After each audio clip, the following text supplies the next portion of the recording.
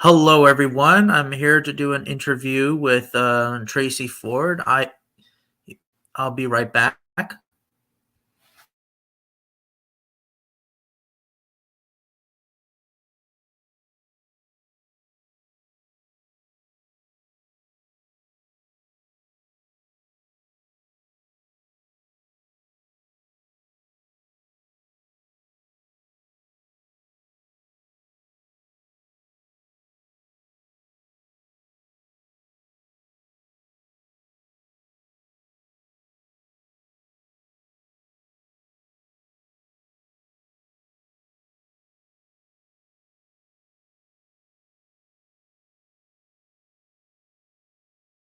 Hello.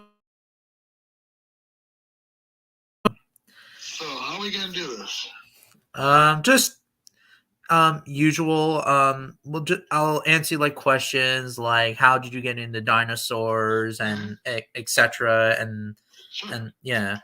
Anyways, I will do an opening on my video. Hello, guys. I'm here to do an interview with a good friend of mine on Facebook. Um, and a paleontologist. His name is Tracy Ford. Um, he's been studying dinosaurs for many, many years, and yeah, I'm here to do an interview. So, how did you get started with dinosaurs and other prehistoric animals? Okay, I've always been interested in it ever since I was a little kid.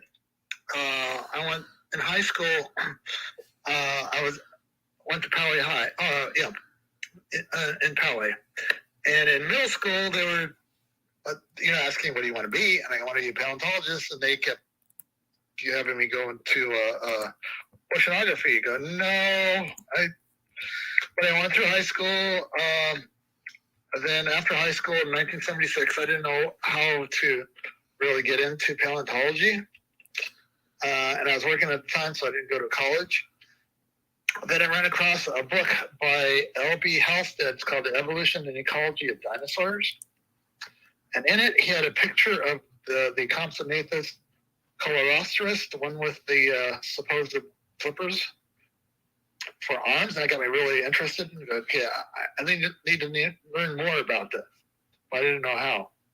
Then in 1978, my family and we went up to LA to the LA Natural History Museum for my birthday.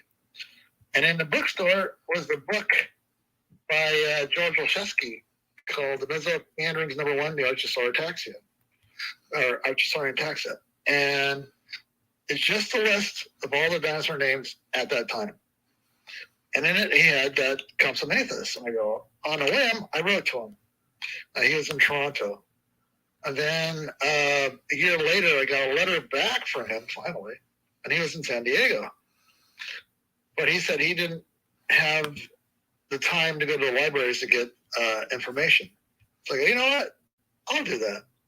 So I started going to libraries, getting all the current, photographing all the current articles, and I could see them once a month. And then our friendship just blossomed. And at the time, the SVP, the only way you could become a member is if you were sponsored. So he sponsored me in 1982. And my first meeting was in Berkeley in 1984. And that is where he started to introduce me to all the paleontologists. So Bacher, Curry, Horner. And I just started, get to know him a little bit. And each year I kept going. And then he kept asking me, what am I working on? And I go, I'm not working on anything. I'm just here to listen, learn. But I kept getting encouragement from them. And then Ken Carpenter said, okay, you read articles? I go, yes, then you should know how to write them.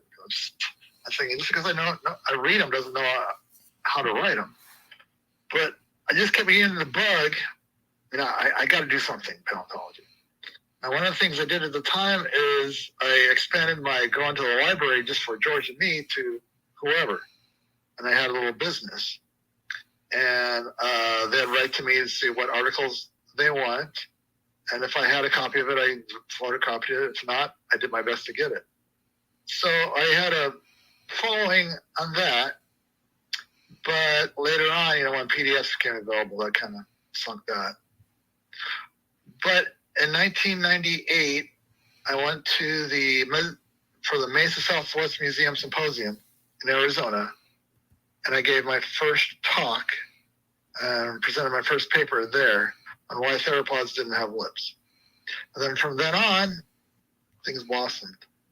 And also, George was publishing another. He wanted to do a monthly magazine on dinosaurs, and I told him I could draw. He goes, "Great, but I need pen and ink." But all I did at the time was pencil.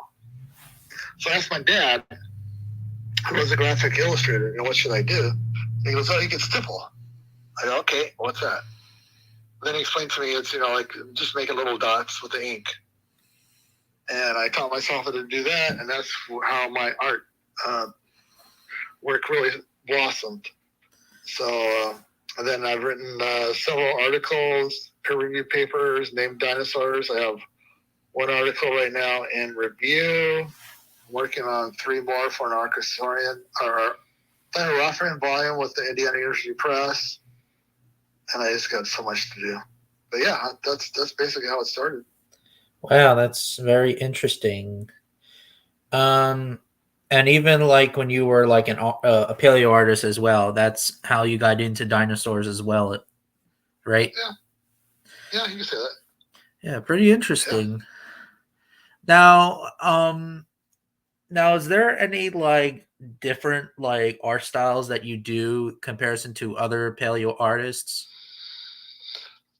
No, it's mainly pen and ink. I don't do color. I should learn how to do that. I've done like a little color pencil. I don't do computer art because I really don't know how to do that. And I could always learn, but that's basically all I do is just do the pen and ink, the old fashioned way. All right. Interesting. Will you ever make like color of dinosaurs, or you don't have I the? want to. Oh. I want to. I might try painting. Hmm. I maybe do that next year because there's something I want to do. Like for example, yeah, I might try.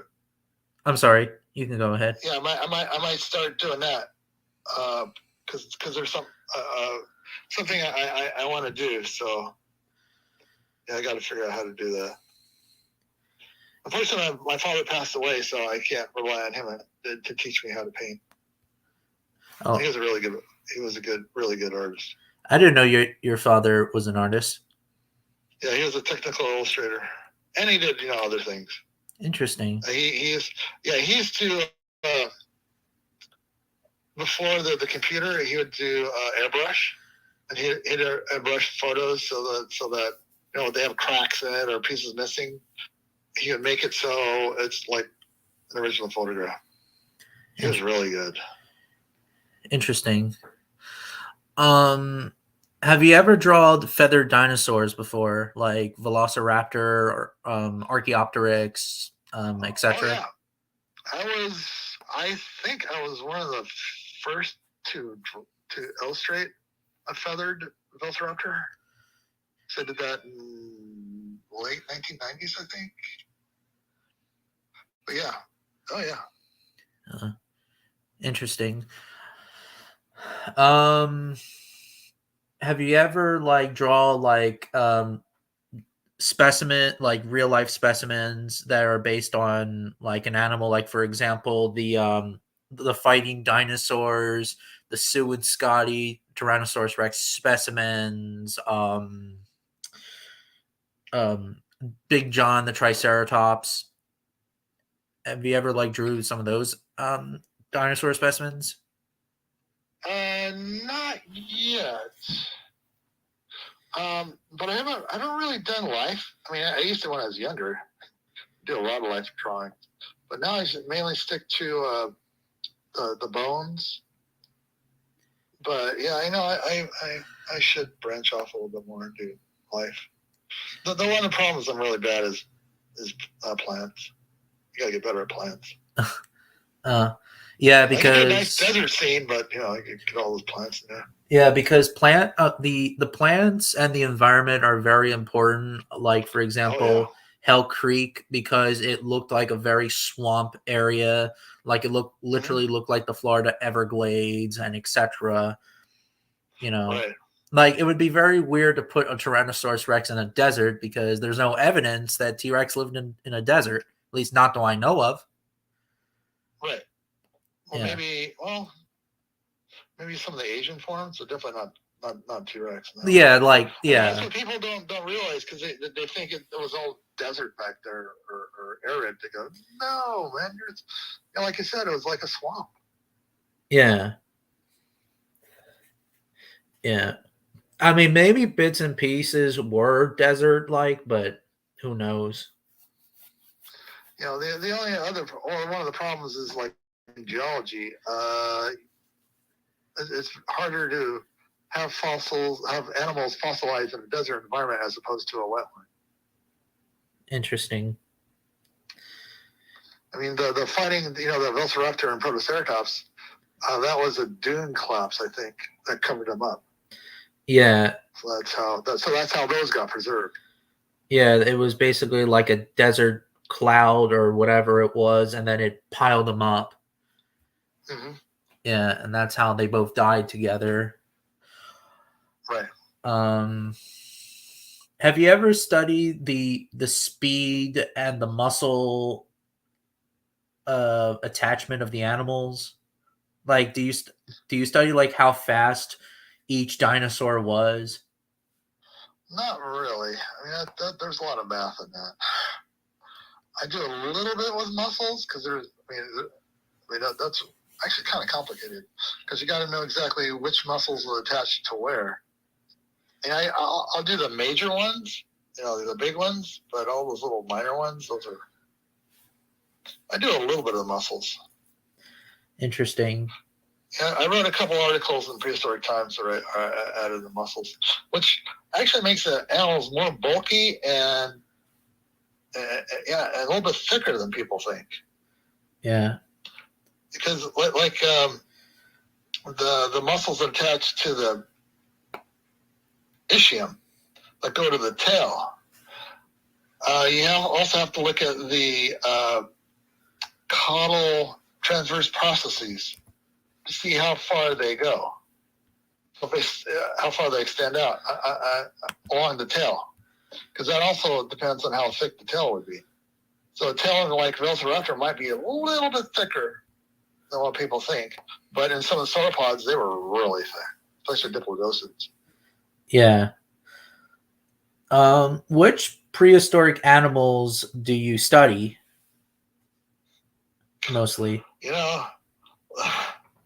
It just depends on what I'm working on, because I am all over the place. I know that you don't study. There's a meeting that I've been wanting to go to that keeps getting postponed in England, the Marine Mesozoic Symposium, and I'm going to give two talks on one talk, one poster. One is the poster is going to be on Tanystropheus and how I believe that was more of a marine animal, and I started this like a decade ago.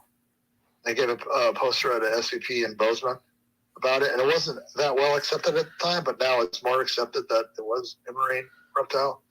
And the other one is going to be on where the nose on the mosasaurs. Interesting. And yeah, I've been wanting to do that for so long. Then I was talking to Alex Kellner at the SVP this year, and he asked me if I wanted to submit a paper to the pterosaur volume. So I've got a half-written paper that I want to finish. So I'm working on pterosaurs, mosasaurs, archosaurs, various dinosaurs. I've written a paper on a metoposaur. So like I am all over the place. Can you tell me and the others what a toposaurus is? Oh, that is a early. Well, now it's called. It was a Libertadon, but now it's called Temespondyle. It's an amphibian. It's a flat head. A flat-headed amphibian, and I was reporting on a specimen at the Mesa Southwest Museum that had a really complete vertebral column, vertebrae. And I was just saying that, the body was a little longer and the tail was a little bit shorter. But Interesting. it lives mainly in the late Triassic. It's been Arizona, Texas, Wyoming, various countries in Europe, India, all over the place. Now, have you ever traveled to like every continent, like for example, like Africa, to look for amazing dinosaur fossils, for example, or South America? Have you ever done that? No. Not The furthest country I've been out of is to Mexico. But everything keeps falling through. I was supposed to go to Brazil. I had a problem. So I didn't have a visa, so I can't go to Brazil for a pterosaur conference. I've been waiting for the conference in England, and that keeps getting postponed. So the major of my work I'll do is I'll go to the collections and see what they have and go from there. I found several new specimens. interesting. That's what I do. I mean, I do it the easy way. Things already found and cleaned up. I see. And I like how like you have a T-Rex maxilla of a specimen that you found. What is that specimen based off of? I didn't find it. It's the big maxilla that is at University of California. It's in Berkeley. Interesting. And then I have another one, a part of a dentary, also from University of Berkeley, UCMP, that is unusual, and I want to write it up because I showed pictures of it to Phil Curry, Holtz, and Wolnar, and Pete Larson. Even though it's a Maastrichtian, it's a little different. So it's another one I want to write up. Yeah. What else is there? Can you tell me and my friends what was the Cretaceous period like in California, since you live in California? Well, I live in Southern California, and it's a little complicated. It's really complicated. So you've heard of the San Andreas Fault. Now, everything west of the San Andreas Fault, you take into plate tectonics, was actually way down by the southern coast of Mexico. And the only main fossiliferous formations that we have are from a marine deposit. So majority of San Diego, Southern California was more underwater. So that's the environment. Then Baja, which was an arid environment, was more of a dry environment. I think that was more of a hotter, wetter environment. I see. And then if you want to find out what was the animals that were actually in San Diego during the campaign, you have to go all the way up to British Columbia, which is also a marine environment. Interesting. Because I noticed that California has their state dinosaur, which is a hadrosaur-like animal. I forget the name of the species. And I can look it up real quick. It's a weird name. It's based on a family. Yeah.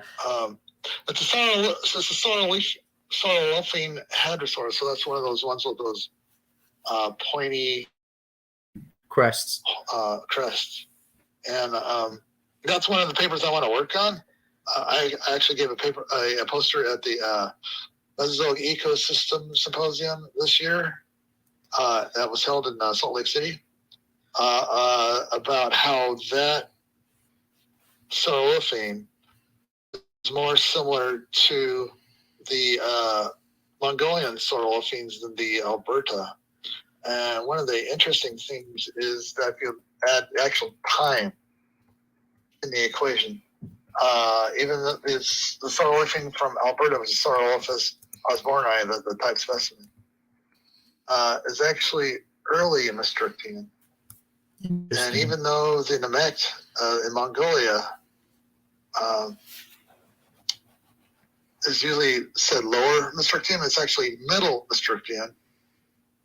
And our guy from California is late Maastrichtian. So even if you, I can't find it. Even if you put in the time periods, it'd be closer to the Mongolian than it would be to the Albertan. I see. Because because I noticed that California and New Jersey, which I'm from, they are Maastrichtian, and they also had hadrosaurs. Hadrosaur was found in Haddonfield, New Jersey, pronounced the name Hadrosaurus, and your dinosaur is a hadrosaur as well, which is pretty interesting. What was its predators of its environment that it had, the hadrosaur that you're from? You know, we have no idea because all we have is the hadrosaur. Interesting. We have the majority of dinosaurs found in California are hadrosaurs. So we don't have any. We don't have any theropods. So we. But if we go with what was living in Baja, which is a little bit further south, we have Tyrannosaurs, Albertosaurians. Now, the California hadrosaur was on the east side of the Santa Andreas Fault, so that is like technically the California dinosaur. And so all the dinosaurs from San Diego and Southern California are more Mexican. I see. Because in New Jersey we have a predator as well, Dryptosaurus, and yes, this means that Hadrosaurus itself was not the only dinosaur that was found in New Jersey. Dryptosaurus may have been the main predator that would have hunted these animals as well. And yes, I noticed that there's also a nodosaur as well in California. Is that true? Yeah, that's the Aletopelta kunzai. That's the one that Jim Kirkland and I described from San Diego. I see. And that animal was found in your part of California? Yeah, Carlsbad, Southern California. Oh, so I guess that hadrosaurs were not the only ones that are found in California. The Elopelta was. Aletopelta, yes. Aletopelta. Yes. I don't know why I say Elopelta. Yeah. That's all right. Yeah.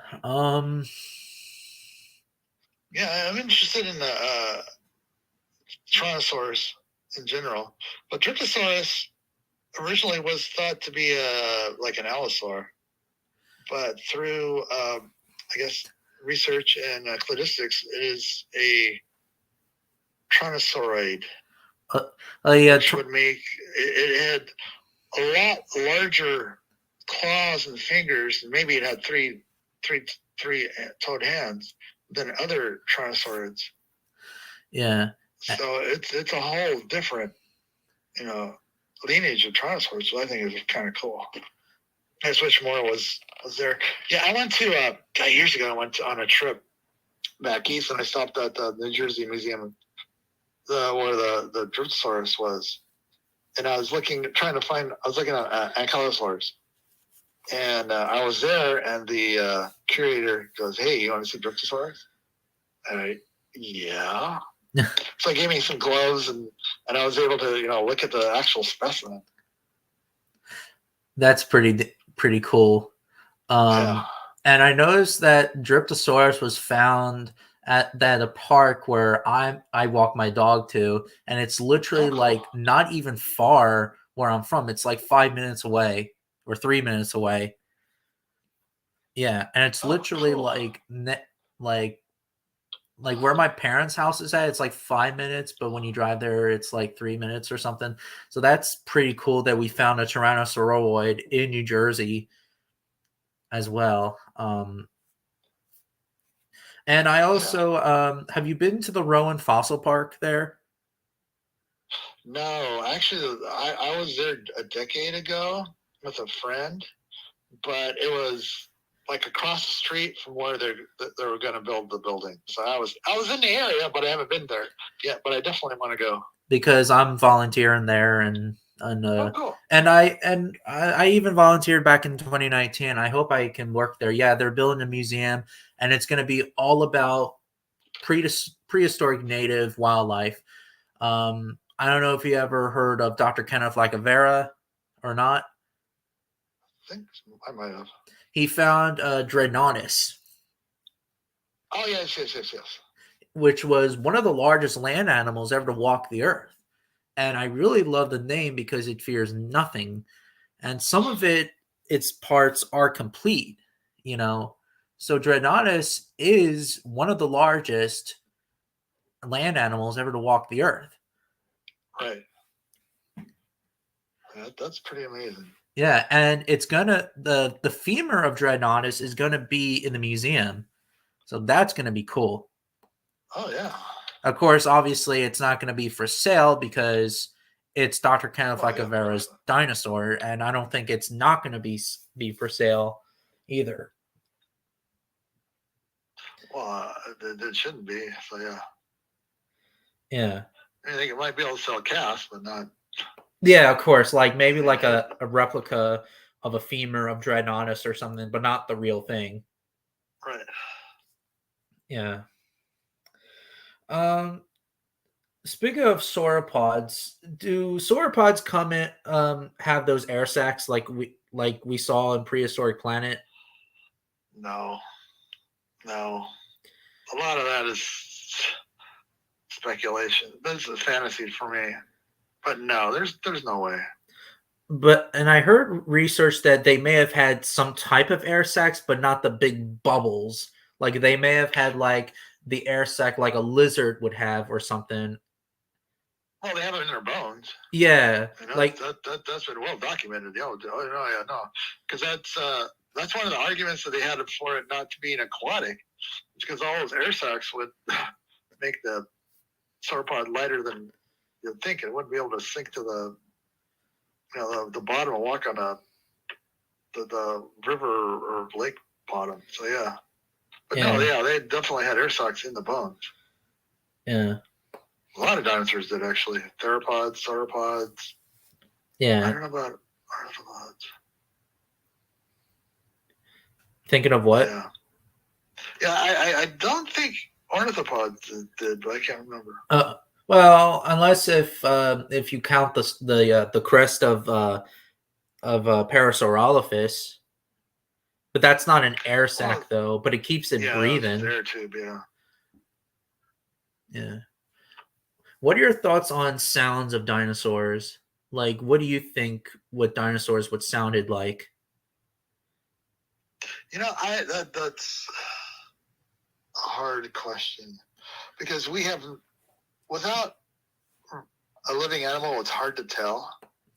But as far as Parasaurolophus, the only way I think you could really get close to what it is you got to make a full scale head animal and then calculate the lung capacity and Yeah. how much air it could squeeze out to get a noise. Because the ones that Weishaupt did, he was doing it with his lungs. Yeah. Because he made I go, no, that's not even very close. You got to get.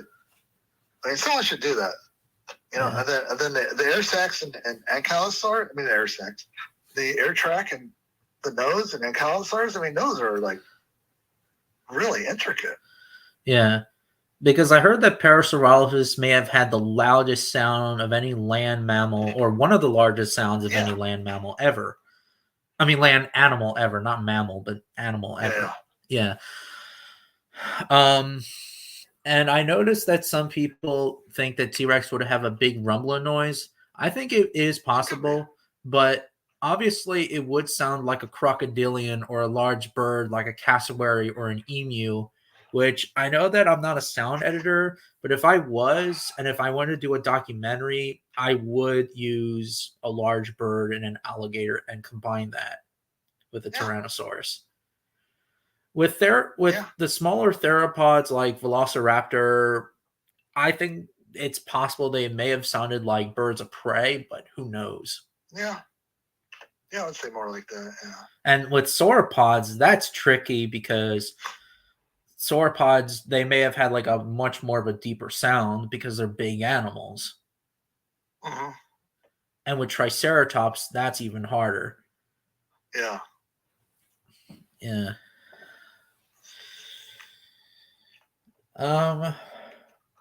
What are your thoughts on the documentaries that we know of and love, even like the present day ones? Personally, I haven't watched them. When I was younger, I used to, I loved watching them. But knowing what I know now, and watching little bits and pieces of what they've done is like, for me, it's like totally off. Like I haven't even watched them. Like I haven't watched the Prehistoric Planet. Yeah, season 2. I guess there's a new Netflix. Yeah, Netflix. It just came out. It's called Life on Our Planet. It was an okay documentary. Yeah, I might watch that. I don't know. But yeah, I haven't watched any of that. What little I saw of it, I just started cringing. It's not even close. Yeah. So and you study Permian animals, right? A few. Because I know that Lystrosaurus may have been a hibernating animal. I believe they have found some in caves. Like a smaller species. And I like how in the documentary they did mention like the smaller species, and they said that Lystrosaurus was one of the ultimate survivors of the Permian extinction. Oh yeah. It first started in the Permian and it went through the lower Triassic, and it's like a few dozen species. Yeah. And it's very prolific. Yeah. Yeah, it may have been aquatic. I don't know if they did that in the documentary. I was thinking at one time they were thinking it might have been like a hippo, but I don't know. Yeah. Yeah, I like Lystrosaurus. Yeah. What else is there? Can you explain to me about the feathers and the lip debate as well with theropod dinosaurs? It's kind of complicated, but not. I mean, I've written a few articles on it for Prehistoric Times, and one of the things that people don't realize is you got to have a specialized skin that allows feathers to happen. Yeah. And they aren't scaly, and you don't have scales, and in between the scales you got little feathers popping up. That's just not how that works. Some birds have it on their feet, but their feet scales are supposed to be modified feathers, so they're not. So that's totally different. But yeah, it's like the T-Rex with feathers. No, T-Rex didn't have feathers; they had scales, skin. They've got multiple specimens that show scales. Velociraptors, those Microraptors definitely, positively had feathers. There's no doubt about that. Ornithomimids, they've found some with the long quill feather impressions in Canada. You got oviraptorids with some feathers. So yeah, I mean, there definitely were feathers. And then the body feathers are not like modern bird feathers, the contour feathers. They were more like the hair-like feathers. Yeah. And the wings, however, do have contour feathers, like a bird. I see. And, Microraptor definitely has, and the Microraptorines and those Dromaeosaurs have bird-like feathers. I mean, they're there. Interesting. And I noticed that there's kind of a debate going on about ceratopsians having feathers. How do you explain that question? They did not have feathers. They totally did not have feathers. Only, that is totally fantasy. only 100% like fantasy. only The specimens that with skin are scales. There's no lineage of ceratopsians that have feathers at all. Now, if you want to talk about the Psittacosaur, that is a basal, long, distant, twice removed relative lineage of ceratopsians. And just because one specimen has these weird quills on it doesn't mean every ceratopsian had these quills on it. And it's just fantasy. Yeah, it's like evolution like happened, which it did. And like I said before, the earlier ones like Psittacosaurus and Microceras, I think that's the name of the specimen of the species. They would have had them, but that doesn't mean that like the late ceratopsians like Styracosaurus, Triceratops, Torosaurus, Pachyrhinosaurus, and etc. That still doesn't mean that they have them. As they evolved, they stopped having them. Isn't that right? Yeah, I agree. Yeah. It's also like the same thing with Tyrannosaurid, with Tyrannosauroids as well. I mean, the earlier ones, like Eutyrannus, Guanglong, I think D-Long. I don't know if D-Long is in that family or not. The feathered impression of Dylon was actually a referred specimen, not the type specimen. Oh. Well, regardless though, yeah, they would have them, but late Tyrannosaurids, Tyrannosaurids like Rex, Tarbosaurus, and Albertosaurus, and Daspletosaurus, and probably even Gyroptosaurus may have not had them. Right. But then again, it's a debate going on. If T-Rex would have had feathers, at least that it would be a tiny amount of them, like we saw in Prehistoric Planet. That's just me, though. But then again, I don't know about your opinion on that part. What was the question?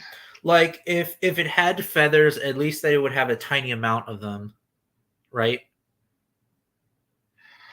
I would say all or nothing. Oh. I wouldn't say, because, like I said, you got to have the right skin to have it. You're not going to have the smooth skin like a bird, then scales, then smooth skin, then scales all through the body. Yeah. So they're one or the other. Yeah. Even like there's even people that think that sauropodomorphs have them as well, and there's like no evidence of sauropodomorphs having them. Right. Yeah, they're just going crazy.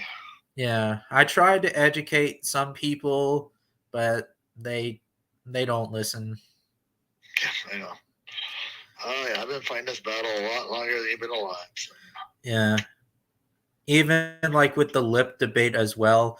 But even though I kind of quit with that, I'm actually doing a project of my own. Stop arguing this debate. And spoiler alert, it's basically, I don't know if you buy figures or not, but yeah, I don't have the room. I mean, I bought a few, but Well, I wish I had the basically, way my lips. I don't know if you have Beasts of the Mesozoic figures. Oh, you don't know him, David Silva, who creates like pretty good figures. His Rex Yeah, I've seen them. his Rex figures have lips, and the PNSO they don't. Well, now they do, but basically, it's just that they're just gonna hug it out. I'm using like both the Cameron and David Silva's figure, and they're just gonna hug each other out. Okay. Yeah, and it's gonna be like, why can't we be friends? Although I don't know if everybody's not gonna like it or not, but it is what it is. I mean, who knows? Maybe you could do a drawing of that too. Well, I've done a drawing in my papers about Theropods not having lips, with lips and without lips, just to show the difference. Yeah, and it's like until we find a mummy, we will find out to confirm. Well, maybe not, because I was thinking about this. Because the lips could also shrink through mummification. So if it had lips mummified, it might not be the exact correct position. It could be more, it could be less. Until we find out. Yeah, that's true. But and then when I try to tell people that they don't listen, some people don't listen, some people do listen, but it is what it is. Oh, hey, I've been at this since 1998, so yeah, I know. Yeah, because I know I was talking to David Evans at the SCP this year, and I went to the ROM and I gave him one of my latest research on it because he's four lips. And I go, well, here's the opposite talk on it, theory on it. And we talked a little bit about that on at SCP. And then I talked to Hans Dieter Seuss, and he goes, definitely no lips. So it's a big debate. Yeah, and I noticed that like you're still friends with like guys like Dr. Darian Nash and most other people. You still get along with him, but yes, yeah, yeah. Well, I try to walk a fine line because I don't want to make enemies. Because paleontology is small enough. Yeah, and I want to have the access to research. Yeah, be able to talk to them. So yeah, I try to walk a fine line. Yeah. Question. Dark Serrato says, "What is your favorite dinosaur?"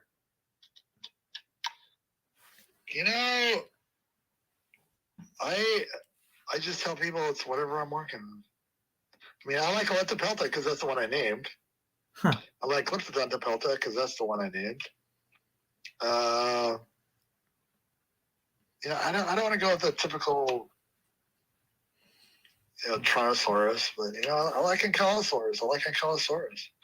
I've written I'm actually one of the papers I'm writing on is the hopefully an Asian migration of Ankylosaurus line. In Ankylosaurus, the armor on it is not like how a lot of people put it, because they're big flat plates. They aren't the little conical bridged plates. So I like Ankylosaurus. I see.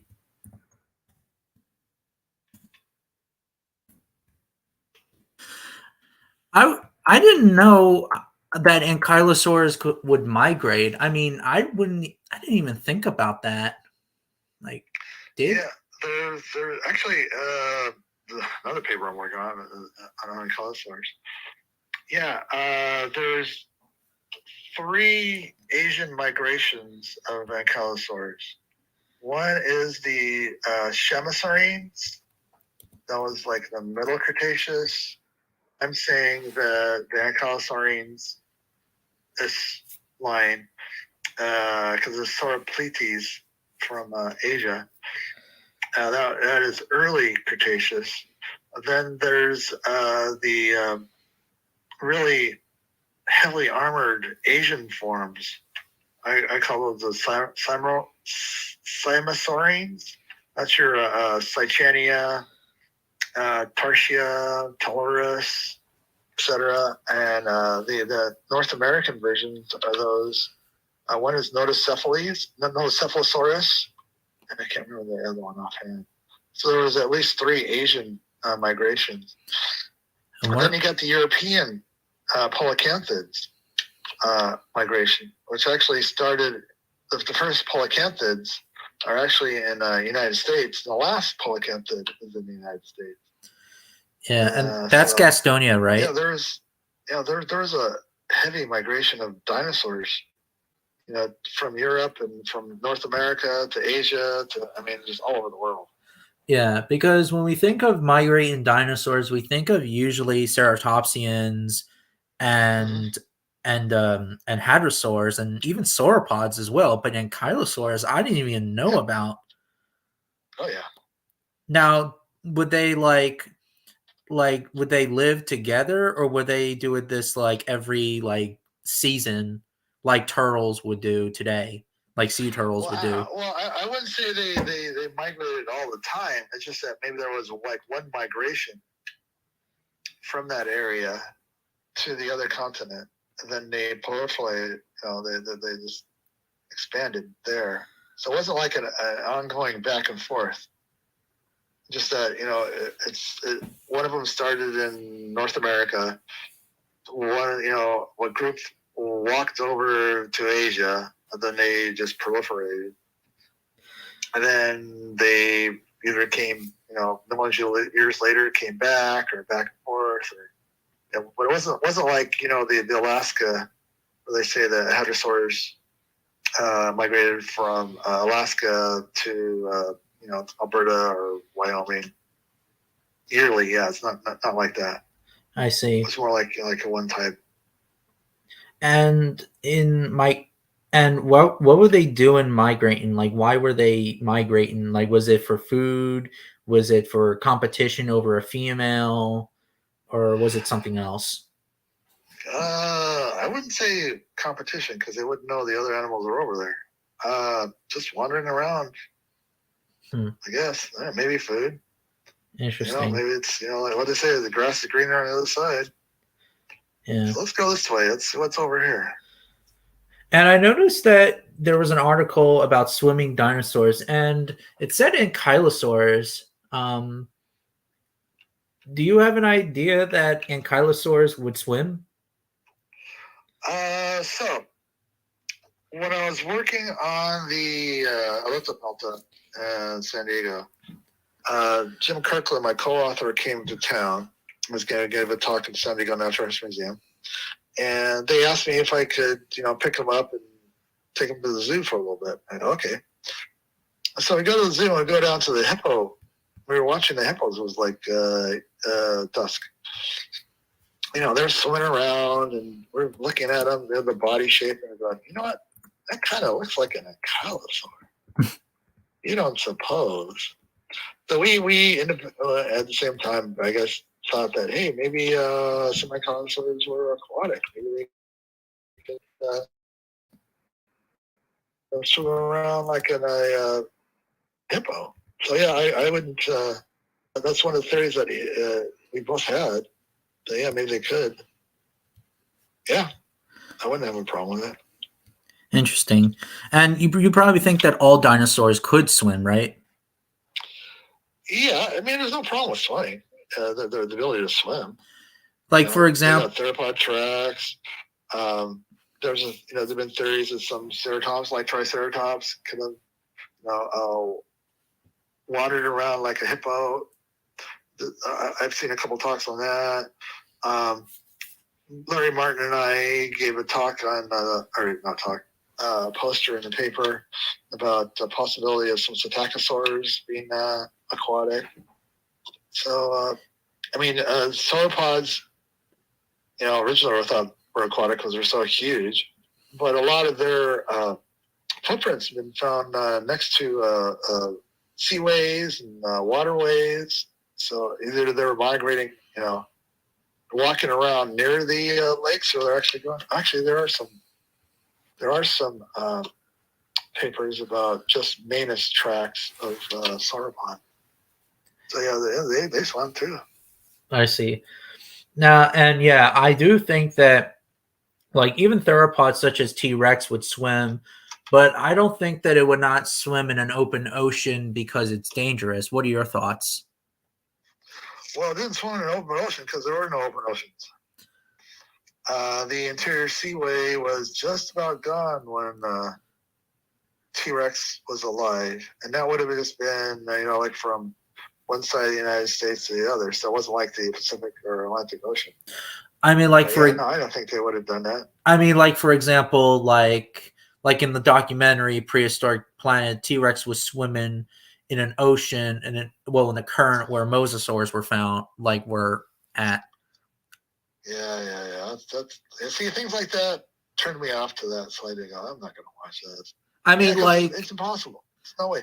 Maybe some of the East Coast Tyrannosaurids may have done something like that. Like ancestors of Dryptosaurus. Yeah, and since that's the East Coast, so yeah, I mean maybe some of those may have, but not T-Rex. Well, I mean, I just thought that they wouldn't do it because of mosasaurs, and mosasaurs would probably eat dinosaurs if they ever came to the water, like if they migrated or whatever. Like if there are like hadrosaurs migrating through islands and stuff like that, for example. Well, I know there's some hadrosaur vertebrae with shark teeth marks on it. I don't know if there's any with muscle. I mean, that would be cool. That'd be a cool picture to do. Yeah. Yeah.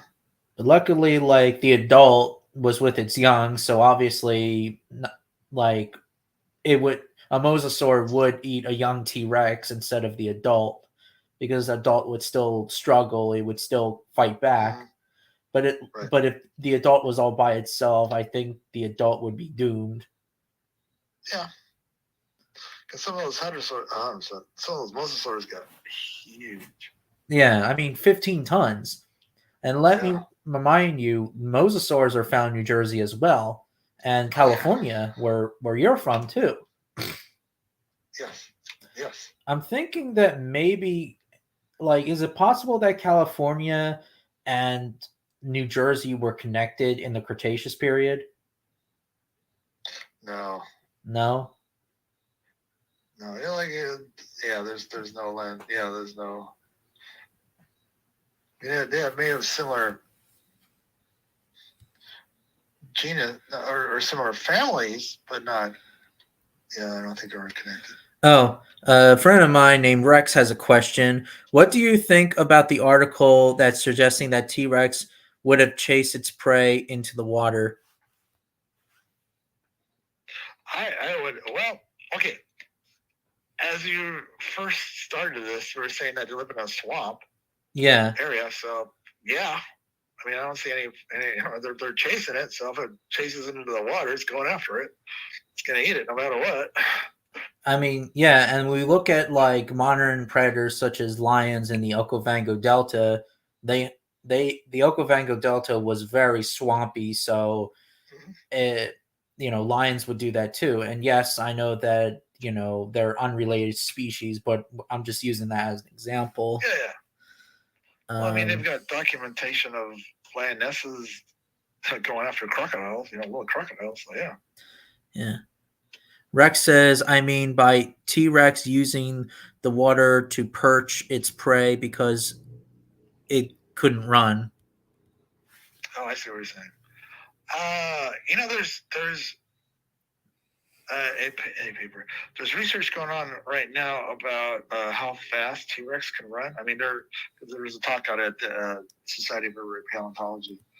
It's still working on muscle mass and stuff, but they're saying that their conclusions is faster than what people normally think. So I think it could run after its prey. It didn't. But again, the environment, you got to take in the environment. I mean, would the environment allow it to actually run? Or how going through a swampy area, but how much was actually land locked or hard land as opposed to swampland? It just depends. Maybe some Albertosaurs were more running after prey than Tyrannosaurs. I can't see it, purposely just stalking, having them, go into the water for them to catch it. But I guess it's possible. I haven't thought of it. I see. Dark Serrato says, "Hey, Tracy Ford, what's your opinion on Serrato bio?" Serrato bio? I think he means like Ceratosaurus being a punching bag in documentaries and whatnot. See, another reason why I don't watch these things because Ceratosaurus was actually a successful predator than Allosaurus, because in the extinction, Allosaurus went extinct first. Later on, Ceratosaurus was the last predator to die out during the Morrison Formation. Mm-hmm. We'll have to look into that, but Allosaurus was definitely more abundant. Ceratosaurus wasn't as abundant, but they got big. Some of them got Allosaurus size. Yeah, I heard that some of them because the type is like a young adult. Yeah. Yeah.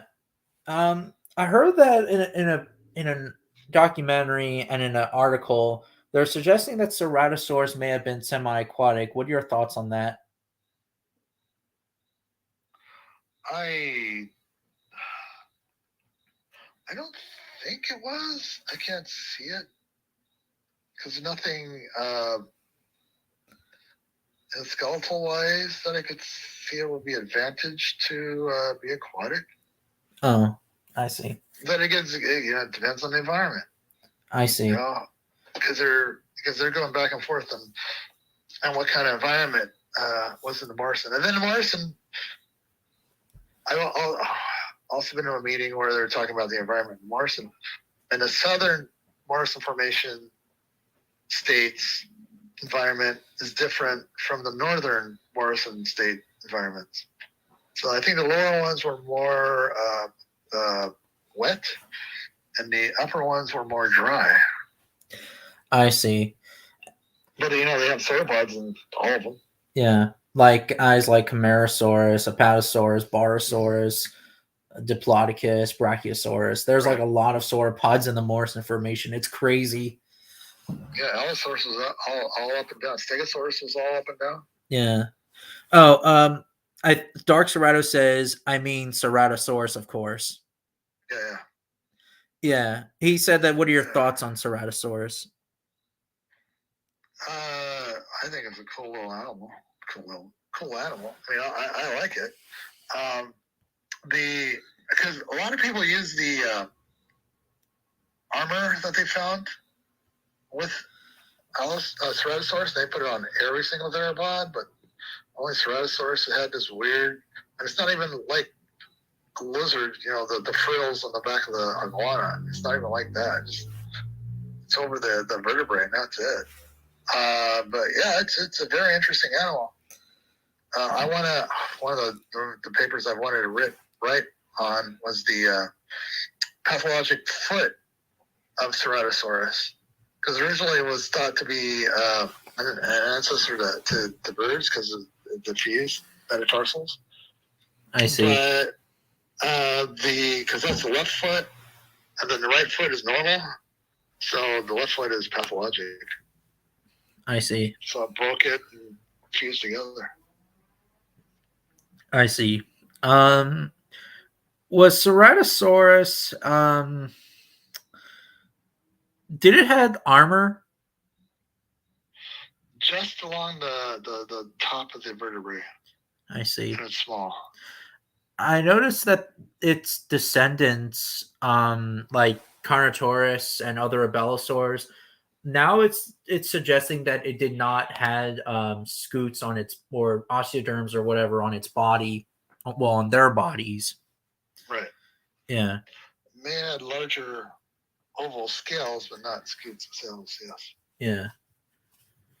Yeah, and that what I find that's pretty interesting because we thought that Carnotaurus and other abelosaurids had them, but no, they don't, or not as much as they don't. Yeah, we just gotta find more mummified dinosaurs. I mean, hadrosaurs, they've got several specimens, but they almost all have different scale.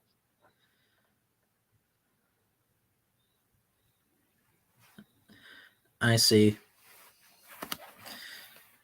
Dark Serrato says, I met who would beat on a pack of 7 Utah Raptors or 1 T-Rex?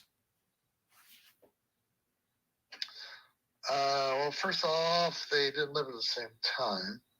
If a pack of raptors, of Utah Raptors, were going after a large theropod, that would probably be like an Acrocanthosaurus, which can be about as large as a T-Rex. I don't see why they would, because that would be more dangerous to them. I know they've got specimens of Tyrannosaurus. Oh, they have Deinonychus. Yeah, Deinonychus. Not Utahraptor. Yeah. I don't know, because they're Utahraptor. They got that block they're working on, and they got juveniles to adults, but that's just that one area, not going after a larger prey, or even what kind of prey it would go after. Yeah, I don't do like who would win in the fights in the Q&A. Either. Like I don't, because I just want to stay on the topic. Yeah. And Godzilla would win. Yeah, Godzilla. Oh, I know. They didn't. Don't worry. I'm just asking about a hypothetical scenario. Oh, okay, Dark Serrato. Yeah. Yeah. Were there any Tyrannosauroids that were found where Deinonychus or Utahraptor was found during that time? I have to look in on that, because that's one of the things one of the other papers I'm working on is the lineage of Tyrannosaurs, and how when did they start? Because the lineage of Tyrannosauroidea, I believe, started in the middle Jurassic, and they go all the way to the end of the Cretaceous. And they may have been more, around the world than we know. Because I have found several references to Tyrannosaurids, and I have to look that up to see if there's any in the Cloverleaf, because that's the Cloverleaf Formation. No, wait, the Mustn't Touch It Formation. That's the Utahraptor, I think. I'll have to look it up. Yeah. And how many fossils do you have? Like, how many fossil replicas? God, that's a good question. I have no idea. Not as much as I want. I have a couple. I have the T-Rex. I've got a cast of the type Velociraptor skull. I've got some small theropod skulls. I've got a Stegosaurus skull I got a long time ago. Oh my god. The one that the really nice one, the Stegosaurus sphenops. I got that. I got the Stygimoloch skull that a friend of mine sent to me, a cast for some work I did. I got some nice pterosaur. Oh, you have a lot. Yeah, I've got. It's interesting to see the difference in size, like Pterodactylus, as opposed to Rhamphorhynchus. Pterodactylus is kind of small.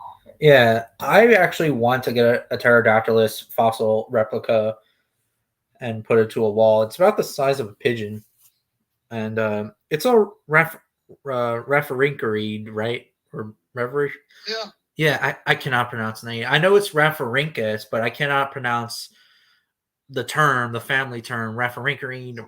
Yeah, Rhamphorhynchiroids, yeah. Yeah, Gotcha. yeah.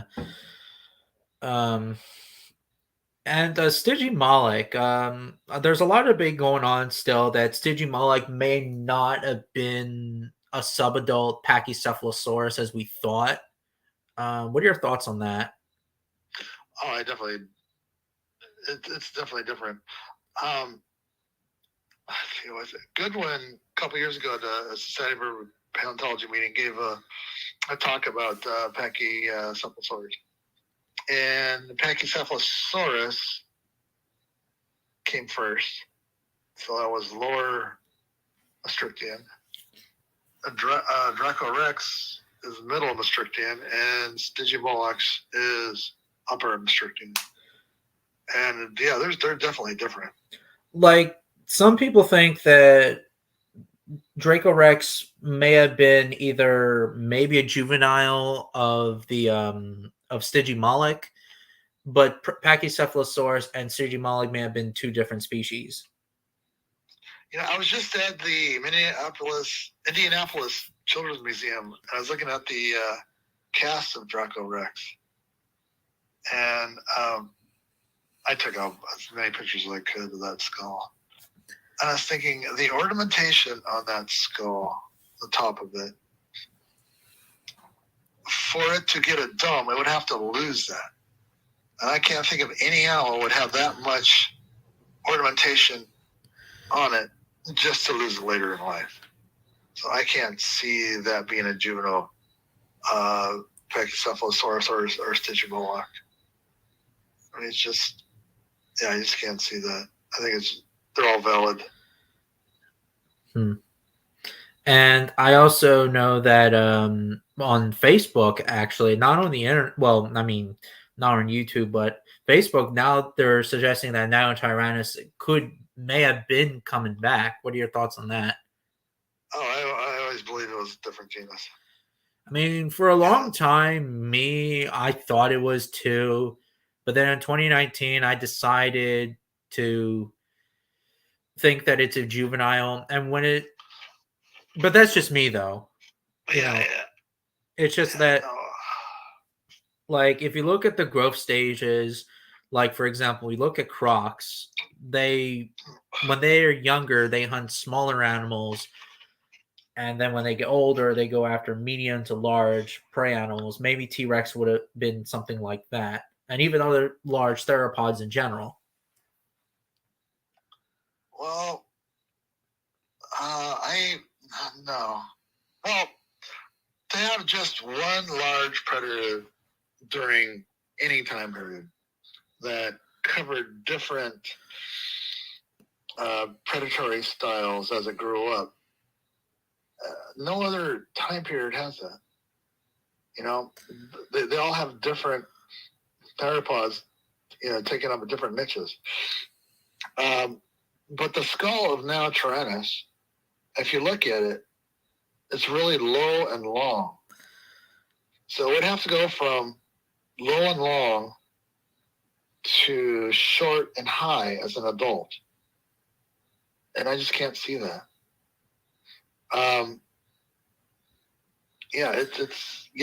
Longrich is having a paper on that. And I talked to him about it too. And I've talked to Pete Larson and some other people.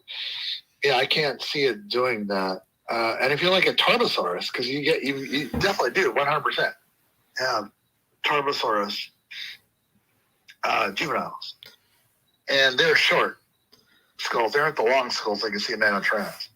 So we definitely know that Tarbosaurus, the lineage, from juveniles to adults, and that follows, the short to the short skull to the short skull. So yeah, no, there's definitely different. And then there's Stygivinator, which I believe is a valid genus. It's more like, and for me, another paper I want to work on is more like an Alloramus. Yeah. Animal, because it had a long skull. I mean, it had a long skull. the teeth are different. Yeah. And Nanotrans teeth are different, and you're not going to go from the laterally compressed teeth to the banana style teeth. You know, the big, huge, fat teeth in T-Rex, and it's just yeah. There's different constraints in the skull, in the muscle wise, feeding behaviors from the Nanotrans to the T-Rex, so it has to change. I mean, just too much. Yeah, I know that Alioramus was did coexist with Tarbosaurus. Yes. If these animals would have hunted different animals, of course, since Alioramus was a small tyrannosaurid, it probably would hunted like smaller animals, right? It was faster too and longer. Yeah. Yeah. Like, for example, Alioramus would have hunted juvenile Tarbosaurus, Okay. small baby sauropods, fish. Probably, I heard research that it may have been more of a fish eater because of its snout. But yeah. So, oh boy, two questions actually. Tony Montana said, "What is your favorite theropod dinosaur?" Okay. Again, it depends on what I'm working on. You know, I've done a lot of research, and I'm working on Tyrannosaurus Rex. Doing a lot. Yeah. There's or just the Tyrannosaurids in general. Yeah. But you know, for weirdness, you got Spinosaurus, and that I don't think was aquatic. It was totally different. But yeah, I guess Tyrannosaurus Rex. Yeah. Me too, because I love to talk about T-Rex, even though that it gets very old for a while because people need to talk about, or I need me, you, or whatever needs to stop talking about T-Rex and focus on something else. Mm-hmm. The problem is it's hard though because it's the most documented theropod ever, or one of the most documented theropods. Yeah. And yes, definitely. Dark Star says, "Okay, the real question is, did dinosaurs have lips? What do you think?" And Tracy Ford actually made a book, so try to explain to Dark Serrato. No lips. I've done that. There's a video. I got a couple of videos that Fossil Crates has put on YouTube. So if you look at type in Fossil Crates, theropods didn't have lips. You can see that. So yes, I definitely theropods did not have lips. Guys, that's a very long and complicated question. The argument about the teeth drying out, the teeth are a lot more durable than you think. They aren't in the skull that long because they're constantly being replaced. They didn't have to be kept moist. Crocodiles are used, because they say they're more an aquatic environment. Oh yeah, sure they are, but they're going in and out of the water all the time, so their teeth are getting wet, then drying out, getting wet, drying out. And then there's avestation. That's where like hibernation, but it's for the summertime. Yeah. And crocodiles will go into a burrow and stay there for a month or so, when it's really hot. And that's dry, so, the upper jaw teeth fit over the dentary teeth, the dentary itself. The dentary teeth go inside the maxilla. And I was talking to Larry Whitmer about this at the Society of Paleontology, talking about the closure of the mouth. And some people argue me that because the teeth overlap the lower jaw, that's artificial because it's been crushed through sedimentation, geology. And because he had a poster of the Big Allosaurus. Yeah. And I asked, okay, the jaw is closed. Yeah. Can some of that be due to crushing? He goes, maybe a little bit, but no. And he brought up, which I brought up too before too, is inside the maxilla you got grooves of where the lower teeth would fit into in the jaw. So the jaws are closed, and a lot of the fossils of what they're almost exact natural position. Sure, some of them can be crushed. That's just the way it goes, but not all of them. And then there's the ecopterygoids, a little bone in the skull that wraps around the dentary and acts like a bumper and stops the jaw from closing. I mean, that's the max amount it could close. It can't close any further. If it did, then it'd bite through the upper jaw. As the jaw closes, the upper teeth fit over the dentary, and sometimes it'll fit below the dentary. So if it had lips, it would have bitten right through it. And there's no way for the animal to keep a lower lip open wide enough for the upper teeth to fit into it. And looking at what started me in all this lips things was looking at the lizards. And the reason why they have lips is to also cover the labial oil gland, which is on the outside of the maxilla and outside of the dentary. And that's where they get their saliva from. So if they had longer teeth, they would bite through that. So it's kind of complicated. It's kind of long. Look at my videos. Look at my. You can buy my paper on Amazon. But definitely no lips. Yeah. Now I believe that ornithopods could have had cheeks, but that's a different story. I see. A friend of mine, Rex says, if theropods shouldn't have lips, then what about sauropods and ornithischians, because they are related? Sauropods, no lips. Ornithischians, no lips, but maybe cheeks. Because if you look at that's another paper I want to work on. If you look at the skull, where the dentition is, it kind of curves inward, so there's a gap.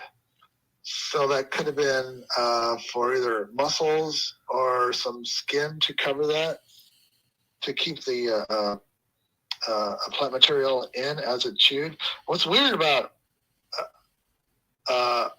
hadrosaurs and ceratopsians, because they got the dental batteries, the curvature when the teeth occlude, they actually occlude so that the plant material would fall out of the mouth, not into the mouth. It's weird. Interesting. So if they didn't have something to keep the plant material in there so they could chew it, they'd just keep falling out. It's weird. I see. So I think they could have had cheeks. Yeah, and sauropods, they don't have cheeks. Yeah, no cheeks, no lips. I see. They're weird.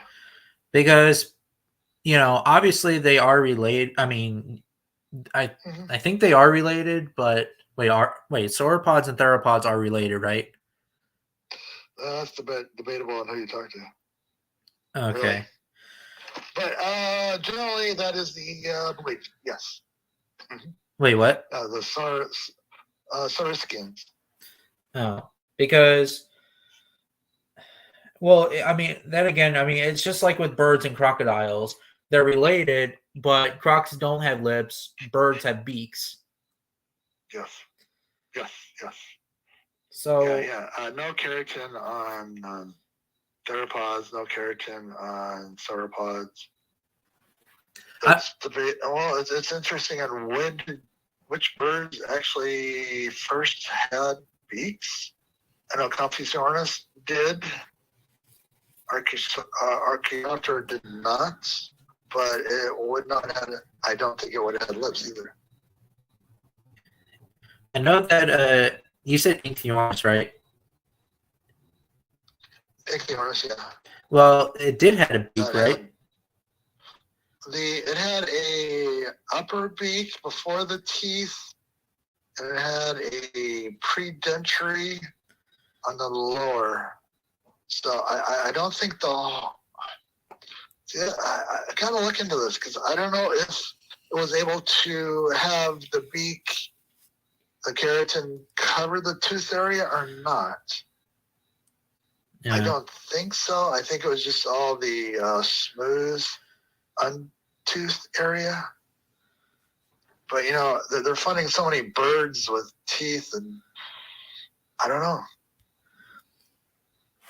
Something I want to look into. I see.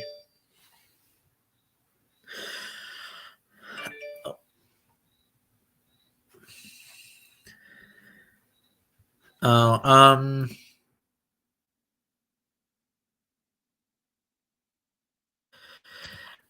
what was I gonna say?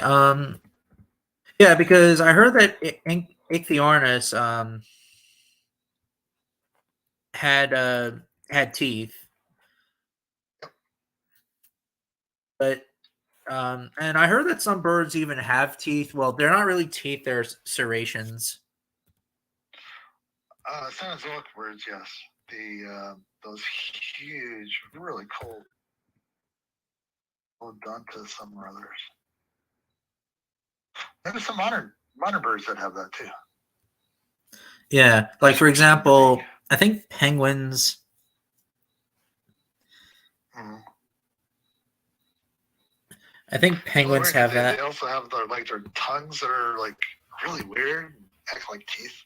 Yeah, like geese. Like geese have them. Yeah. I think that Ornithomimosaurs would have had them too. Yeah, I wish that would fossilized. That'd be cool. Yeah, maybe a mummified I don't know, theropod may have had them. I know that also some theropods may have had beaks as well, like ornithomimids. Yeah, ornithomimids. Yeah, oviraptorosaurs. Even ceratopsians. They had a keratin, yeah. Yeah.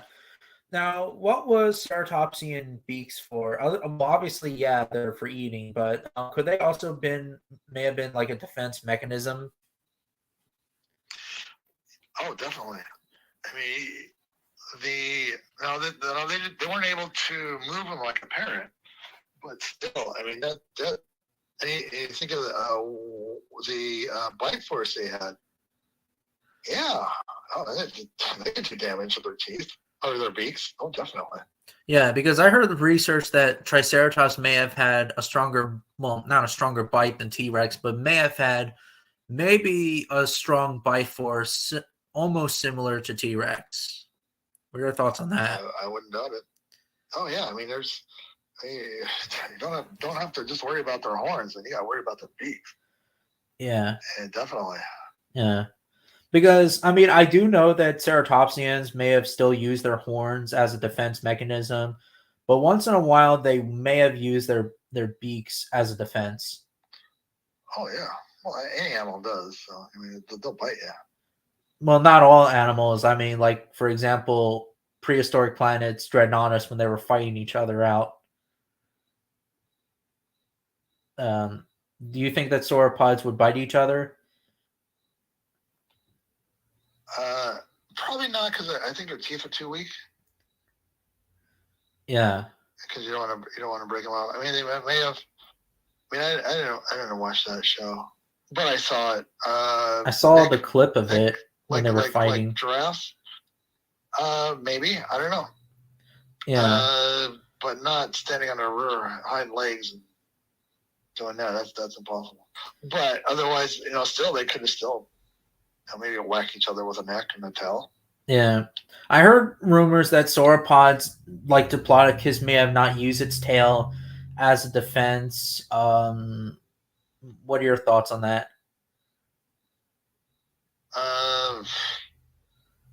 The only reason why they wouldn't, because it might have damaged their tail. Maybe. Yeah. The only defense. Because those tails are really long and thin. The only defense that they would have is that they would use their necks to like hit an Allosaurus to the ground or something, and that would give it a concussion. Yeah. Yeah, if it came down on it, yeah, I can see that. Yeah.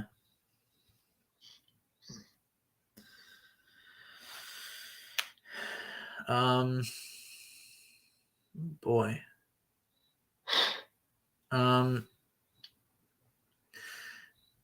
If you ever wanted to resurrect a dinosaur, what would you resurrect?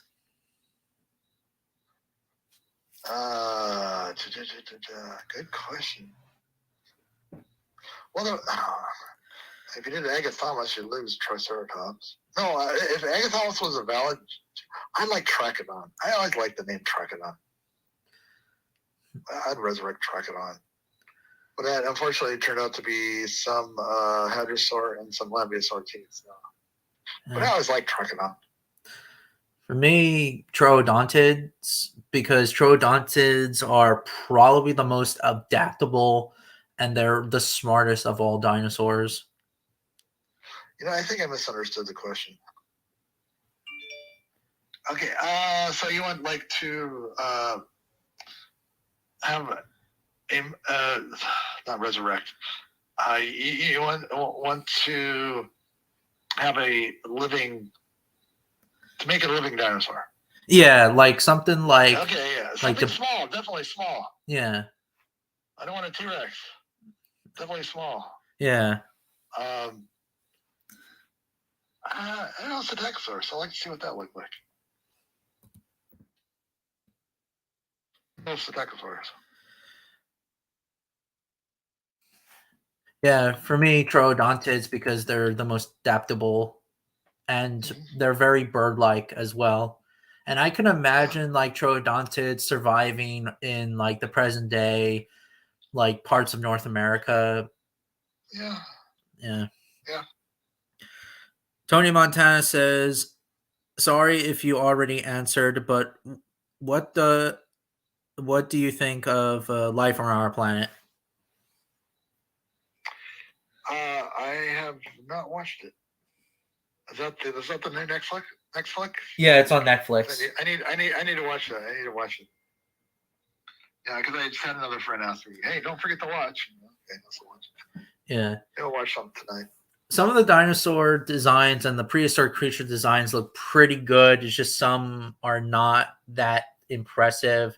Like some of them designs look based on Jurassic World, like the Triceratops, the T-Rex. I mean, even though that, yeah, I'm done with the lips, but I know that you don't like the lips on T-Rex. I know that the teeth when they open its mouth, at least it has teeth sticking out, even though that its teeth look like they're made out of toothpicks. And the T-Rex has osteoderms, and T-Rex doesn't have osteoderms. Right. I don't know why they put it. A lot of these movies and documentaries will do what they want to do. I mean, they may listen to paleontologists, but they they'll do whatever they want to do. Well, I would like to do a documentary myself, but I'd have to be in charge. Yeah, I mean, no, don't do that. Don't do that. No, don't do that.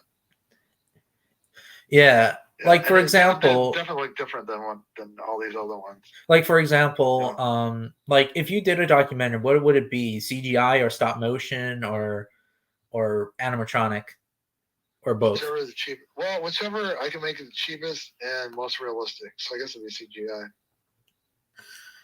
Yeah, that would be cool if you were in a documentary, because I was actually looking everywhere and every documentary, and you never been in a documentary. No, nope. They never asked me. I wonder why. I guess I'm not well known enough. I don't know. But yeah, I know, definitely. But I was almost, I wouldn't say almost. The Disney film Dinosaurs. Oh, really? You were a couple friends of mine were trying to get me to help on that. I even went to the studio of where they were making it, but it never panned out. Oh, I didn't know you were like almost doing Disney Dinosaur. Yeah, yeah. That's so cool because Shelley and David Krantz tried to get me on it. Because me and my friends on my YouTube channel always talk about Disney Dinosaur, and it's one of my favorite movies from Disney. Yeah, but I didn't know that you were like almost part of it. That's pretty cool. Yeah, be close, but yeah. I had I don't know if you David Trissick. I don't know if you've heard of him. He was really heavily for a while involved with movies and Jurassic Park, and he gave me a compliment. He goes, I don't know why you're not working in Hollywood, as the special effects department. Because he goes, you're good enough, but yeah, it never panned out. Maybe you should try it.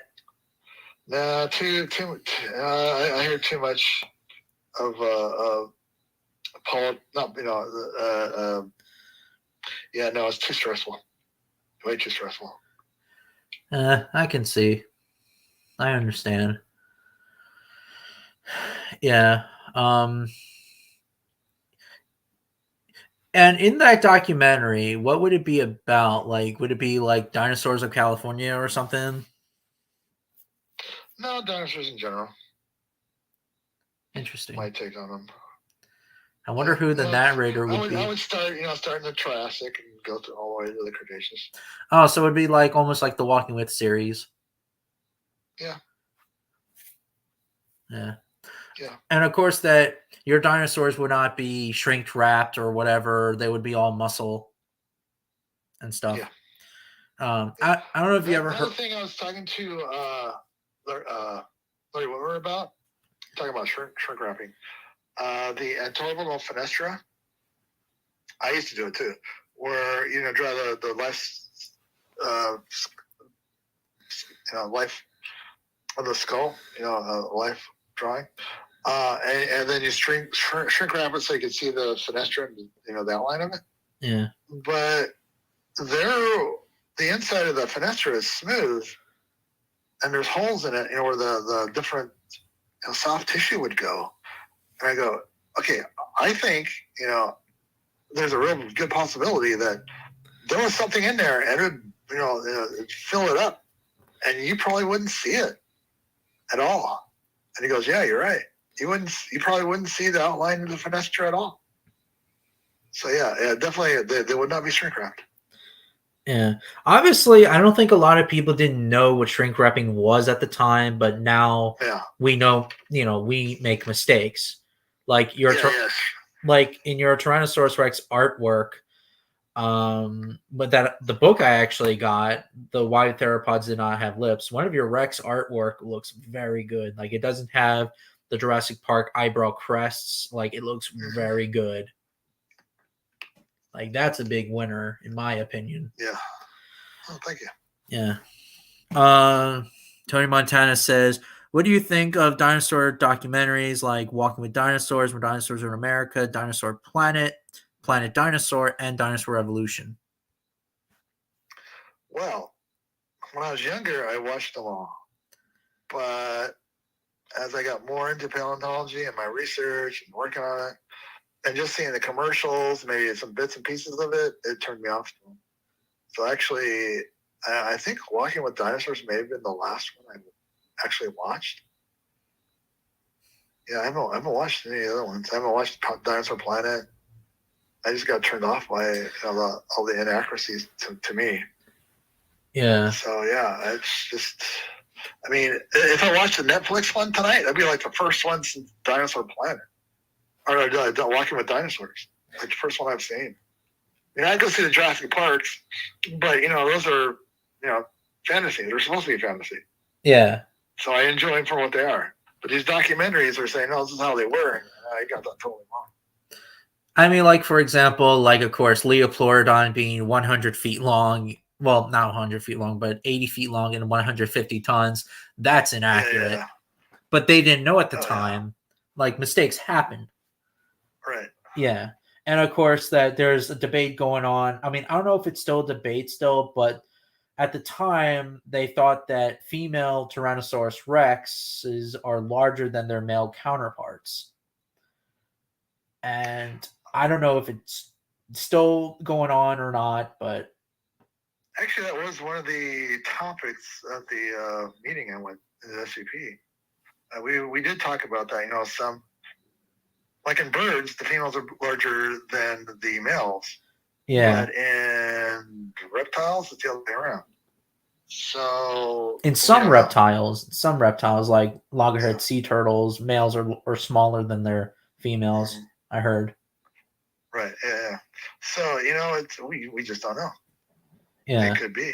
And I think it's because of the Sioux specimen that they found. They're saying that this specimen is a female because someone named it after a girl, Peter Larson's wife, but that's not really the case because we don't know if Sue is a male or a female. We just don't know. Right.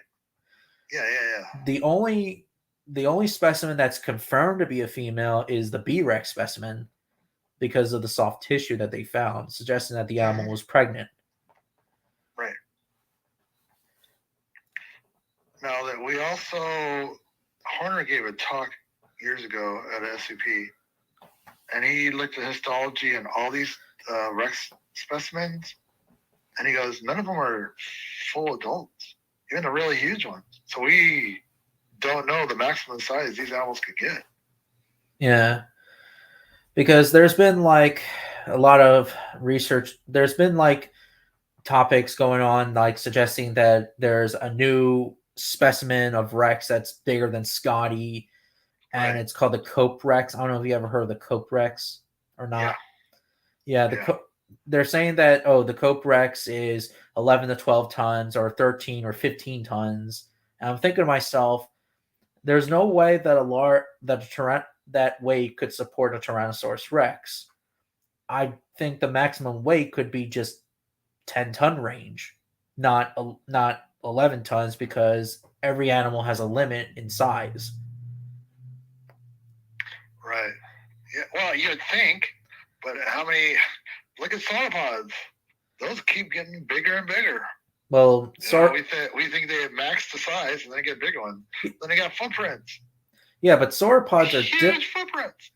Yeah, but sauropods are different, though. Well, yeah. They're quadrupedal, so they have 4 legs. I mean, what's next? T-Rex being the size of a, I don't know, Brachiosaurus? I'm just being silly, but...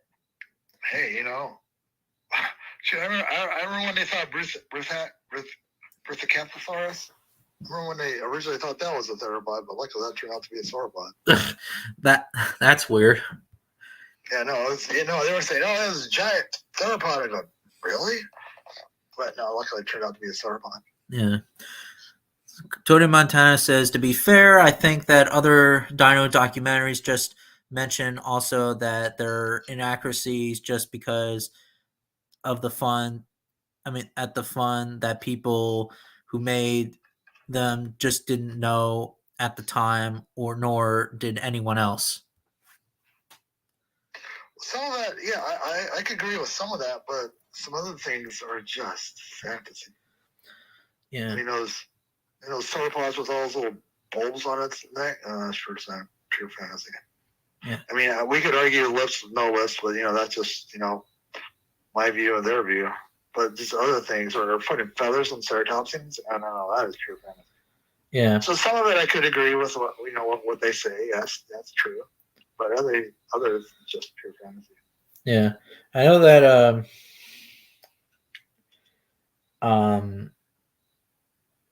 There's been another suggestion that ceratopsians, I think other herbivores may have eaten not plants, meat once in a while.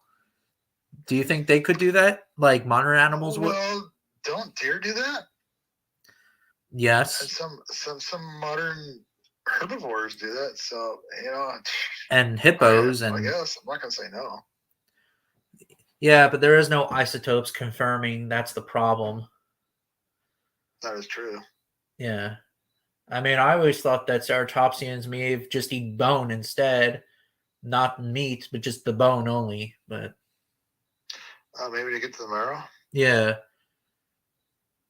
Depending on the carcass is like fresh or not, or if it's rotten. Yeah, well, they need to find a bone that they think it was snapped by a Triceratops jaw. Wouldn't that be something? Yeah, like feasting on like a, I don't know, a hadrosaur bone, Yeah. or like maybe sharpen its beak or pecking Yeah. at it. I mean, then again, I don't know if it would sharpen its beak. But, Right. Yeah. And yeah, I noticed that as well. That some people did not like the idea of Utahraptor being found in Europe, but in the Discovery Channel version of Walking with Dinosaurs, Jim Kirtland did explain that Utahraptor would have migrated through North America, to North America, and migrated all the way to Scandinavia. What are your thoughts on that? I haven't heard that because I know there's maybe some dromaeosaurs over there, but I don't think Utahraptor. But I believe what he is going on is the migration of what we do know happened with polycanthids and iguanodontids. So I don't know if there's any theropods that they have. I mean, there was a migration going on. Did dromaeosaurs fall off? Who knows? Maybe. Yeah, I know that the in England there are some theropods that are found, like Baryonyx and Nuvinator, and I think Carchara Nuvinator. I think Carchara Nuvinator is an England theropod, but yeah. Yeah, what's weird is that the one thing that Ralph Molnar I wanted to look into, and we still want to eventually when I get time, is to go to different museums, go to their collections, look at early Cretaceous crocodile and plesiosaur freshwater teeth to see if anything has been misidentified and it could actually be Spinosaur. So, because right now there's no Spinosaurs in North America, but we have the big faunal changes like I was talking about.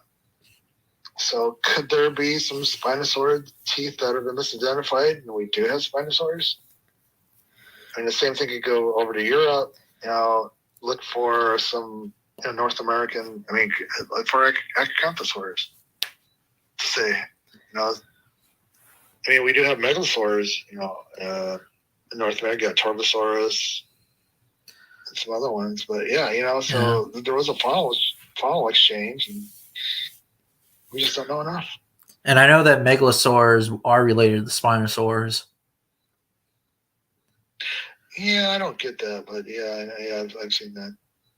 Yeah, because Megalosaurus and Torvosaurus and those other ones. Euspectospondylus. Torvosaurus in Portugal. Yeah, I heard. Yeah, I know that. I forget the subspecies. You got Allosaurus. You got Allosaurus in Portugal. Yeah. Yeah, there's definitely a faunal exchange. Yeah. Yeah. Have you ever collected mammal fossils? No. No. You're not. I very rarely have ever went out collecting fossils. I just don't have time. No. I mean, I've been to Dinosaur Personal Park, and I helped them out a couple of times, but I don't think I ever collected their mammal fossil. Yeah, I noticed that you're not really interested in mammals, but I know that there's a book that you have called something about mammals. You have a drawing of a not an Trichothere, a Encylotherium, I believe, which is a type of Caligathere, and it says something about mammals. Well, for me, I had to draw a line. Stay in the Mesozoic. And do a little Paleozoic, stay on the Mesozoic. Because there's just there's already enough dinosaurs to work on. And the mammals. And if I ever did do mammals, it'd be the elephants or whales. Interesting. Dolphins. Yeah, because for me, I have a couple of mammal skulls. You've probably seen them on Facebook a lot, and alligator heads. I have some dinosaur fossils. I have Unfortunately, I got them from dinosaurgeorge.com. I know that you're friends with him, but yeah, you're friends with Yeah, George like I said, Bleeding. What? yeah, like I said, I walk a fine line. So yeah. Wait, what did you say? Well, I walk a fine line, so yes, I know I may disagree with some things that they do, or Yeah, like I remember that last time we talked, you made an article about the inaccuracies of Jurassic Fight Club. I would love this. yeah. I would love to see it online. Like for example, Yeah, I know. Yeah. Like I said, packing I around. almost did, but I didn't want to make enemies, so I decided not to. But yeah, I understand. A lot of YouTubers are also like made like rants on it and stuff. Like for example, Pachyrhinosaurus with a horn. Like that's very invalid. Well, not invalid. It's very inaccurate. Right. Yeah. But that theory has been around for a long time. Yeah, like that's comes up every now and then. that was like around during the 90s, right? Correct. Yep. Yeah, that was in the 90s. And then it was debunked like in the I think mid 90s or late 90s. Yeah. Yeah. So Pachyrhinosaurus does not have a horn as we thought. Right. Yeah. Also, Dromaeosaurs attacking large ornithopods such as Tyrannotherium and Montosaurus. I don't think it would make sense because the Archaeoraptor, which is like smaller than Velociraptor, would not even take down Edmontosaurus and Nectins because Edmontosaurus is big. It's like the size of T-Rex. Even some individuals could be larger than T-Rex. Yeah. But some of that is based on. I think it was Ostrom was one. I don't think it was Bach. I think it was Ostrom who was saying that Deinonychus may have been a pack hunter. But they do have Tyrannosaurus skeletal, like a bone bed with Deinonychus shed teeth in it. I think that's where they're coming up with may have hunted Tyrannosaurus. Yeah, but Tyrannosaurus was still a formidable animal. Oh yeah, because it would use. You got that one painting was by Gucci that has a Deinonychus climbing up the side of like a Tyrannosaurus, and it would use its massive tail to hit. Yeah. Oh yeah. And Deinonychus would. I think that Deinonychus would have hunted in gangs. Same with theropods in general, not like packs like wolves or lions. Mm-hmm. What are your thoughts on that? Well, it depends on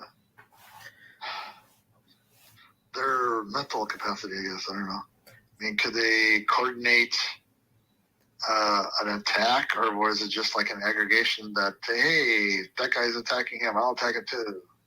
You know what I'm saying? At least they would not use hand signal communications like in Jurassic Fight Club said. Yeah, hey, you go over there, and you go over there, and I'll go over here. Yeah, they don't do that. Like even like animals in general, they don't like point fingers or claws or whatever. Mm-hmm. That would be very weird. Yeah. Yeah. Yeah.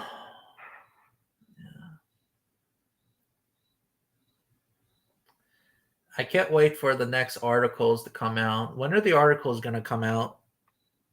On what? Prehistoric Times or what? Anything. Prehistoric Times about. The next article in Prehistoric Times is going to be on sauropod skin. Like I said, I have a paper review. I just don't know when, and I don't know when my next articles will come out yet. And they're in process review. And I heard that you're going to make an article on which dinosaurs did not have feathers. Well, that's basically what I'm doing right now with Prehistoric Times, because I already did the feathered ones. So I just went through the last few articles on what theropods had skin impressions.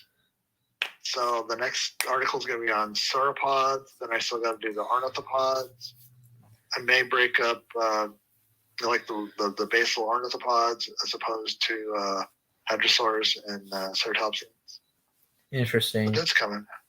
Yeah, because I know that I may end up doing a big book on all of it. I don't know yet. I know that I think there's a guy who actually knows you. His name is Josh Balzy or Ball, not Ball. Yeah. BALUZ. Yeah, he did an article of ceratopsians having skin, not feathers. Yeah. Right. And I think I actually used some of his work. Yeah, and his art is, I think his art or some of the art is based on some of your art. I can't remember, but yeah. And sauropod. Yeah, he didn't do articles on sauropods, but I know that you said that you were going to do articles on sauropods having skin, like skin impressions. Yes. Yeah. It's amazing that like fossils, like we can find skin impressions on some animals. Yeah. Just gotta have the right taphonomic geologic environment. Yeah. It might be more than we think, because the Brachylophosaurus, Leonardo. I went to the Malta Museum and I can't think of his name. I could see his picture. He was showing me it. Nate Murphy, and he goes, "Yeah, they found skin impressions." And I asked him, "Have you used the black light?" Because Stephen Cherkis told me decades ago, that some of the work that he's done, he's put a black light on the specimen, and like the skin pops out. He goes, "No, but I have an industrial, black light. Let's check it out." So he got it out and he turned it on, and there was a lot more skin than you see in the naked eye, and was just amazing. And now my friend Tom Kay, he's doing laser fluorescence, and he goes all over the world. He went to China, and they're looking at the microraptors and Anchiornis and some of the birds, and he's used that and like skin pads in the toes. I mean, it's just beautiful impressions. And then they found more feathers, they found more skin, and so we got to use different technology, not just normal lighting, you could say. And there could be a lot more skin out there than we know. We just can't see it because we're not using the right light. So that's something I know he's working on. Yeah. So there might be more skin that we like. I've wondered, like, if you just go to the quarry and try to use it at night, would things fluoresce so you could see, like, oh my God, don't cut there because there's skin. Yeah. It's also the same. I hope you'll do an article as well on the skin impressions of Pachycephalosaurus, because there's some weird reason that people think that Pachycephalosaurus may have had filaments like Psittacosaurus had, and that's not really the case. Surely, yes. I don't know if there's any skin impressions of Pachycephalosaurus. I mean, surely, yes, ceratopsians and Pachycephalosaurians are related, sure, but that doesn't mean that they had feathers. That doesn't mean that Pachycephalosaurus may have had the filaments like Psittacosaurus had. Mm-hmm. Right, correct. Yeah. Speaking of which, of Pachycephalosaurus, do you think a Pachycephalosaurus was an omnivorous animal?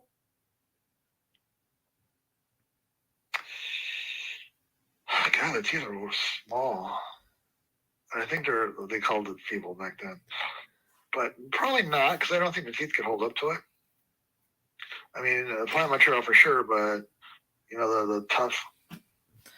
The skin and bones? I don't think so. Maybe an insectivorous, maybe. Yeah. But yeah, I don't think so. Because they had weak teeth.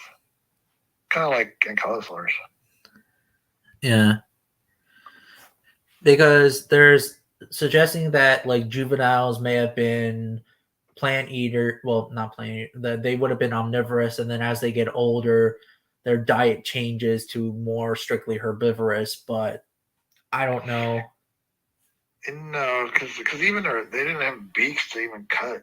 I can't see that.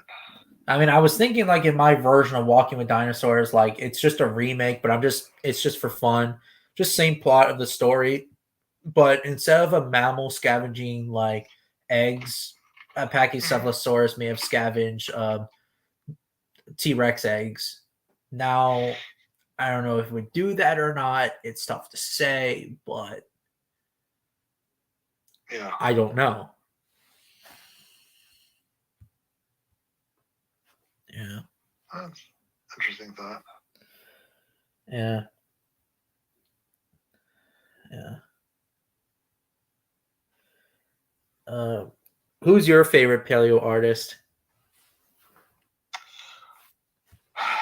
Well, I have several. I like Skripnik.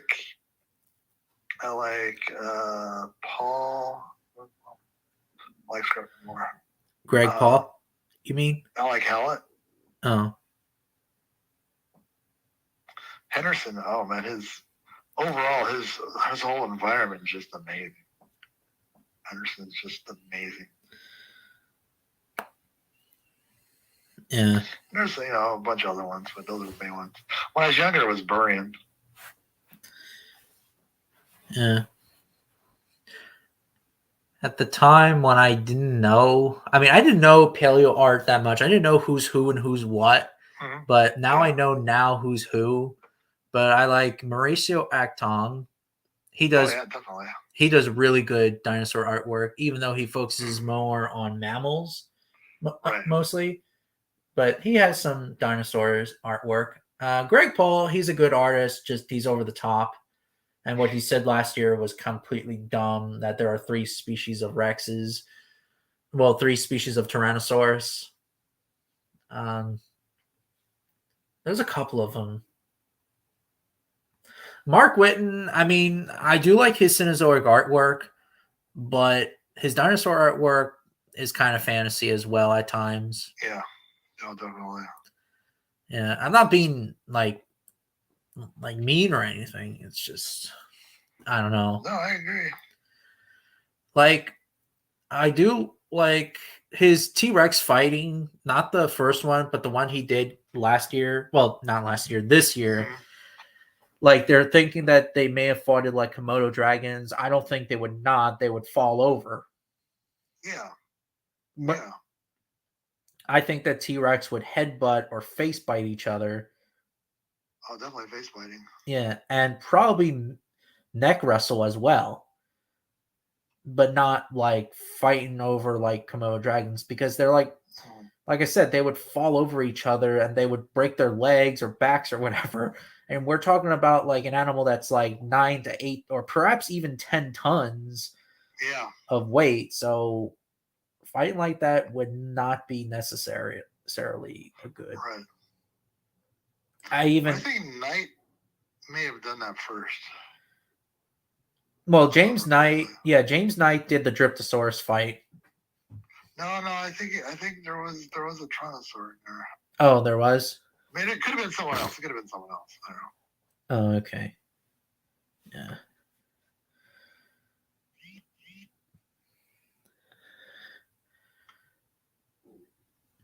Yeah. And if you look at crocodilians, I mean, they fight differently, but they bite each other's faces and their limbs and etc. Yeah. Mm-hmm. Yeah. Well, there's a lot of pathologies in Rexes. Yeah. And obviously, crocodilians don't fight like Komodo dragons by standing up on each other and doing that. Mm-hmm. Yeah. At least that if T-Rex had lips, would its teeth still stick out?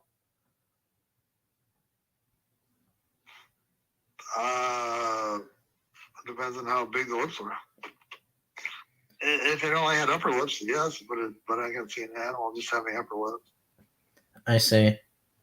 Because like in some art depictions, they're suggesting that it may have had like lips, but like very like you can barely see its teeth. Well, if it does that, then it's just upper lips. Yeah. I think that's what it's called. I don't know too much about the lip mythology, so yeah. Right. Yeah.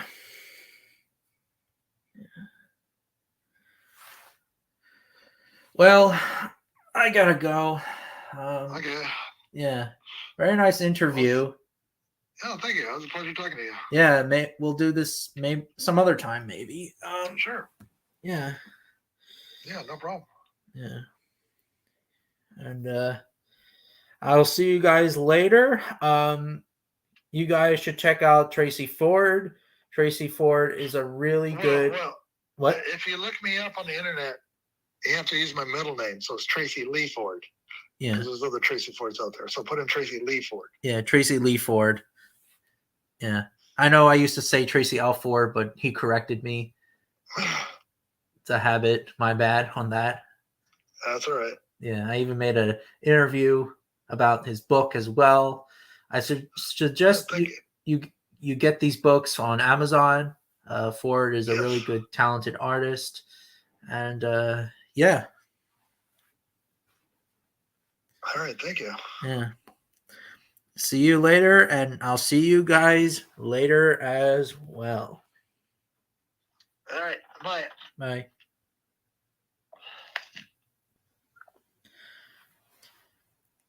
Catch you guys later.